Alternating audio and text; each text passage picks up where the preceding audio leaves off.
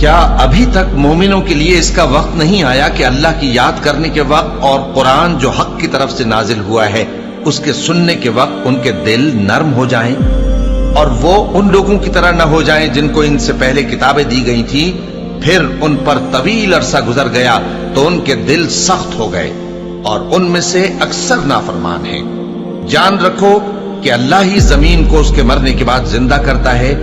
ہم نے اپنی نشانیاں تم سے کھول کھول کر بیان کر دی ہیں تاکہ تم سمجھو۔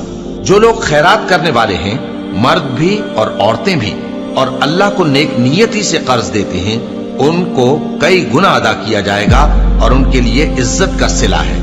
اور جو لوگ اللہ اور اس کے پیغمبروں پر ایمان لائے، یہی اپنے پروردگار کے نزدیک صدیق اور شہید ہیں۔ ان کے لیے ان کے اعمال کا صلہ ہوگا اور ان کے ایمان کی روشنی بھی ہوگی۔ جن لوگوں نے کفر کیا اور ہماری آیتوں کو جھٹلایا وہی اہل دوزخ ہیں۔ جان رکھو کہ دنیا کی زندگی محض کھیل اور تماشا اور زینت و آرائش اور تمہارے آپس میں فخر و ستائش اور مال و اولاد کی ایک دوسرے سے زیادہ طلب و خواہش ہے۔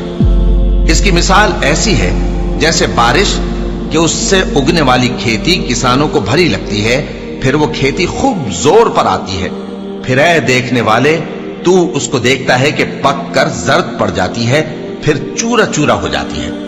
اور آخرت میں کافروں کے لیے عذاب شدید اور مومنوں کے لیے اللہ کی طرف سے بخشش اور خوشنودی ہے۔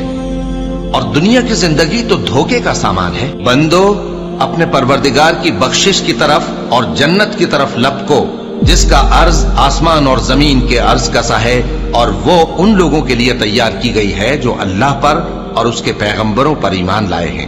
یہ اللہ کا فضل ہے، جسے چاہے عطا فرمائے، اور اللہ بڑے فضل کا مالک ہے۔ کوئی مصیبت زمین میں اور خود تم پر نہیں پڑتی مگر پیشتر اس کے کہ ہم اس کو پیدا کریں، ایک کتاب میں لکھی ہوئی ہوتی ہے، اور یہ کام اللہ کو آسان ہے۔ تاکہ جو فائدہ تمہیں حاصل نہ ہو سکا اس کا غم نہ کھایا کرو، اور جو تم کو اس نے دیا ہو اس پر اترایا نہ کرو۔ اور اللہ کسی اترانے اور شیخی بگارنے والے کو دوست نہیں رکھتا، جو خود بھی بخل کریں اور لوگوں کو بھی بخل سکھائیں۔ اور جو شخص روگردانی کرے تو اللہ بھی بے نیاز ہے، لائق حمد و ثنا ہے۔